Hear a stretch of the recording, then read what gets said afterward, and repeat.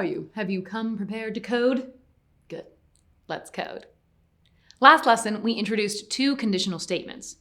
The first statement was the if-then statement. If it's raining outside, then take an umbrella. We also learned the if-then-else statement. If it's raining outside, then take an umbrella, else wear a hat. Today, I want to introduce a new function, repeat. This is also known as a loop.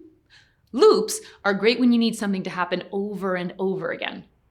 Let's say we want our sprite to move 10 steps in the direction it's facing, and then 10 steps back. Pretty easy to code, right? Now say you wanted your sprite to do that 5,000 times. Okay, go ahead. Copy that 5,000 times. I'll wait.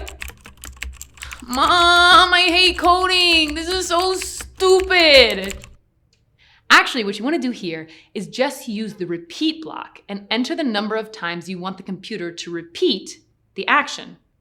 Ooh, there's also a repeat until block. Repeat until is similar to repeat, but any code that we put inside the repeat until block gets repeated until a condition is true. In this example here, the sprite keeps spinning until you press the spacebar. Here's an example where we move our sprite to a specific position using the repeat until block. The repeat until block and repeat blocks are examples of loops. They're used to repeat an action. So you do not have to copy a code snippet, say 5,000 times. That's too many. Now what will happen if we put a repeat block inside another repeat block? We've created a loop inside of another loop. This is called a nested loop. Any idea what will happen? We'll code it out in your editor and execute the code. How many times will it repeat the action?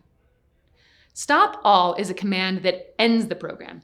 You can use this inside a loop to end the loop. Cool, that ends today's lesson. I'll see you soon.